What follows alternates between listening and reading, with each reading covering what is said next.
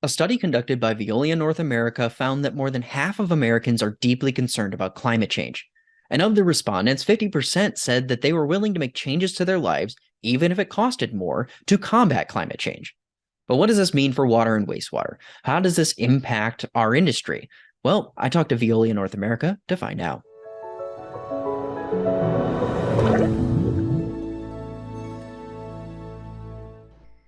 Hey everyone, it's Bob Crossan for Water World and Wastewater Digest. I am joined today by Amin Najjar, President and CEO of Veolia North America Facilities and Building Services, as well as Mikael Amar. He is Senior Manager for Decarbonization Strategies for Veolia NA's Municipal Water Division.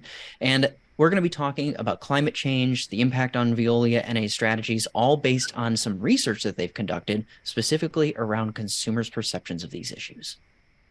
So thank you both for being here. I really appreciate you taking the time. Thanks for having us. Good to be here. So why don't we start from a higher level here? Let's talk about this research that you were conducting. Why did you Veolia conduct this survey in the first place, and what did you guys find? Thank you, Bob. As you know, Veolia is a global environmental services company, one of the biggest in the world. So we have around 220,000 employees.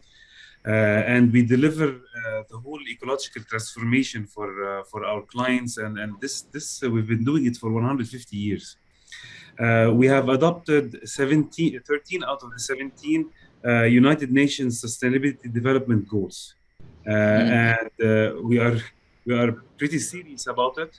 And it's very important to understand all of the stakeholders and to understand the buy-in from the stakeholder that matters the most, the end person who's going to use whatever our actual clients are delivering, or what we are supplying as water, waste, or energy. So the supplier eventually, the person who's using what we are delivering, is the person who's going to detect how the future is going to be. So it's very important to understand them and to use this knowledge to help our clients deliver their sustainability journey. So what we did is we went and we surveyed 25,000 people in 25 countries, 5 continents.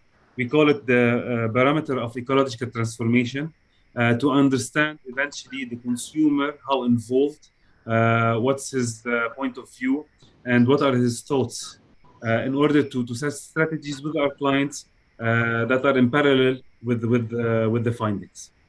Mm-hmm. Yeah. So what were some of the findings that you found through the course of this survey? So again, I'll share with you some findings from the US and from the world, so that we can. Yeah. That'll be interesting, because you have this amalgamation. You can exactly. be like, oh, well, this is how one region views it versus another. That's so really in our small world, the United States, 25 of Americans say they are concerned enough about the changing climate. 61% feel that the ecological and climate vulnerability, so they feel vulnerable because of the climate change. 52 they think that there's not enough public talk about climate change and the seriousness of climate change. 64% of Americans believe the risk of polluted natural resources is directly affecting their health. 54% believe we can still limit climate change and pollution, so we still can do things if we move fast. 86 are anxious. 80 are convinced that climate disruption is currently happening. So climate change is real, 80%. So it's not a debate anymore if it's real or not. 80% responded that it's real. 50%, and this is a nice number, 50% are ready to accept 95% of the changes needed in the way they live to tackle climate change. And this is a big issue here. 57% believe inaction will cost us more than the action to action climate change. This is in the US, and 25% are actually not only anxious, they are putting off long-term plans like getting babies and growing families. They are fearful of getting people that will face whatever climate change is getting. So it's really dangerous.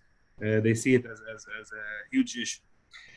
Now, if we go to worldwide, 67% of the world's inhabitants surveyed, again, they think that the cost of tackling climate change will be less than the cost of not tackling it. 60% are ready to accept most of the changes that will come their way on the way or they live and how they purchase material and their consumption. 56% believe that the solutions to mitigate pollutions are in our hands for now. If we act now and before it comes too late. 74% are fearing poor food quality because of the climate change, while 60%, a lot of people mainly in Belgium, China, India, Brazil, Netherlands, Italy, they don't mind using reused water for irrigation for food. And lastly, 60% believe that the future of climate is still in our hands. So let's take action now. So this is the main, again, shared with you the link. People can go and see the whole study, continent by continent, country by country, and the US as a specific country as well. Yeah. But the again, findings are the message really is interesting. yes, Sorry, the go message ahead. is that people believe in climate change. It's happening. They can feel it. They are postponing their actions, and they are asking very loud and clear that we should take action now. Yeah. Yeah, it sounds really interesting. Like people accept that climate change is real more than ever before and are willing to accept the processes and procedures and technologies or whatever to make it happen less.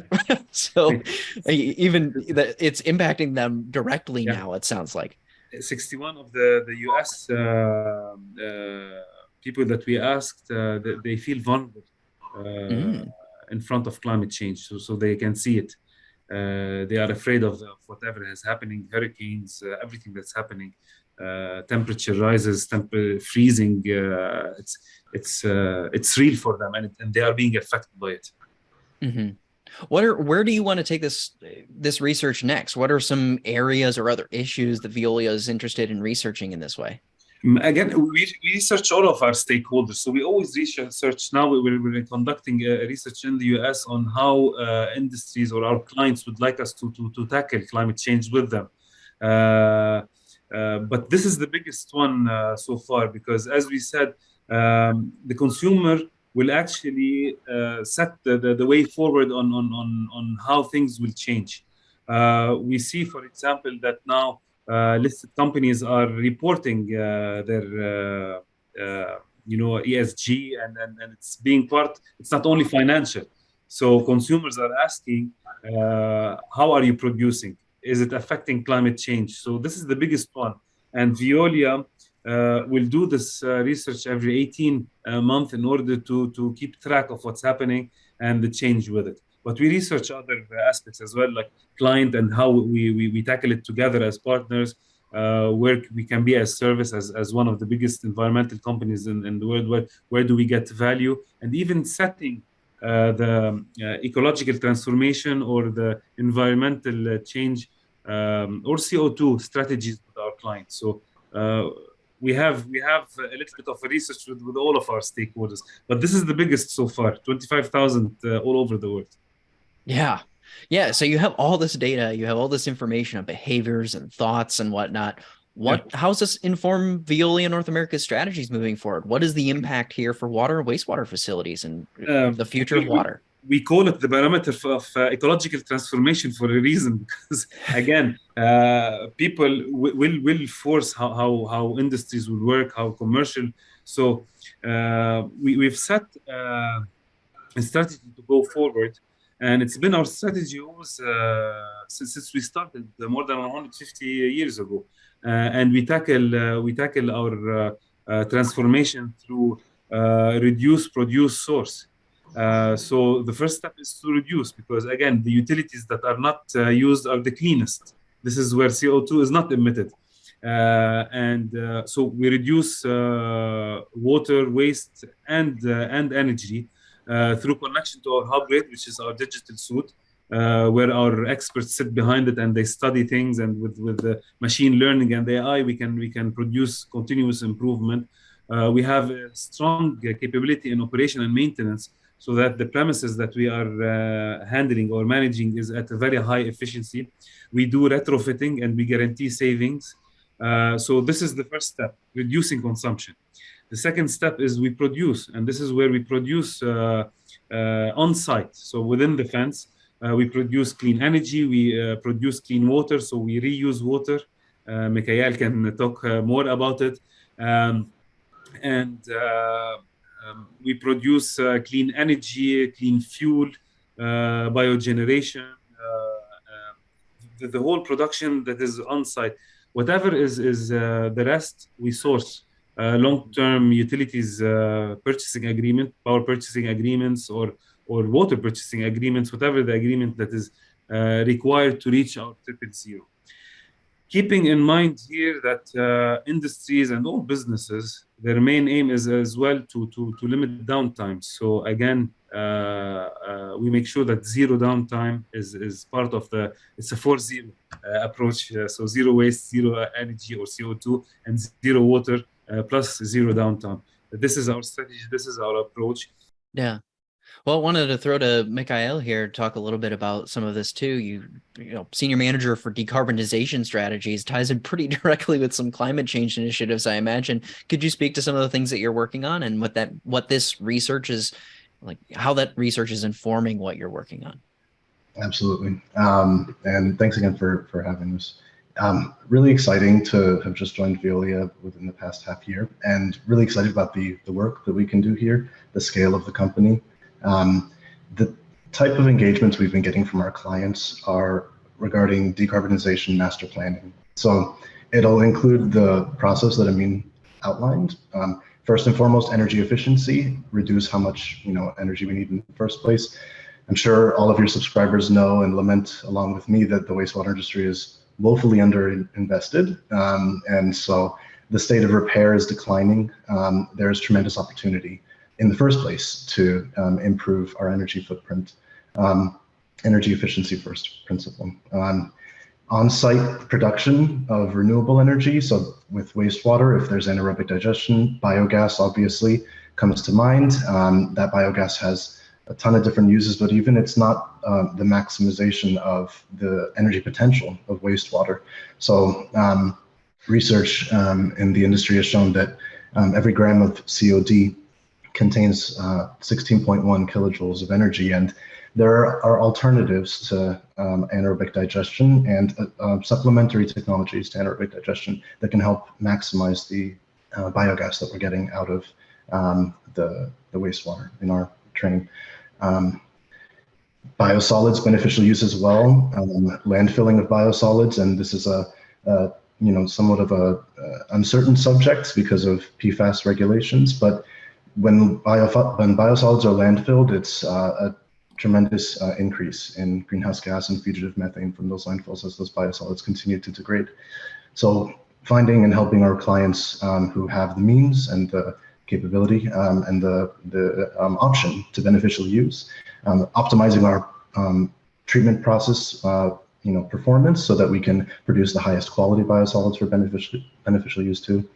And then renewable energy in general, wastewater plants tend to be campus-style facilities with large footprints, and why not throw solar panels on open land that's not used as laydown areas for construction, or parking lots, or rooftops, or I would even say treatment tanks, as long as they're elevated enough to provide access for operations and maintenance. Many wastewater plants are coastal facilities, and therefore they sometimes receive lots of wind power. Geothermal, if it's an option, sewer thermal. I would say that effluent thermal energy recovery is something we have a lot of experience with in Europe, but hasn't really penetrated the American district energy market just yet, but has the potential to really make an impact on. electrification of thermal energy needs and decarbonization of cities. And effluent hydropower, believe it or not, inline hydropower, micro hydropower. So really the industry is ripe with opportunity for where we can be extracting value, where we can be decreasing our environmental footprint, and that's not just climate, but overall ecological. And Veolia has solutions, whether they be our own technologies or our expertise, to help solve all of those. And one of the benefits is that because we're a global company, we have a network of wastewater facilities throughout the world to lean on for learning best practices and sharing those among each other too. Yeah, so what I'm hearing from you is that there's a tremendous amount of opportunity in so many varied and very specific ways, specifically with wastewater. I mean, you rattled off what 8 to 10 different opportunities that exist. That wasn't even all of them. Well, again, thank you so much for both of you for being here and talking to me about this research and the information there and what it means for Veolia and what you guys see for the future of water and wastewater. For everyone who is watching this, please check out our video description below. We'll have links to some resources, including some of this research information, so you can look over it yourself, dissect it, and like Amin was saying. So we would really like you to check that out. Check that out below in the video description. And thanks so much both to you guys for being here again. Thank you Thank for you. having us. Thanks, Bob.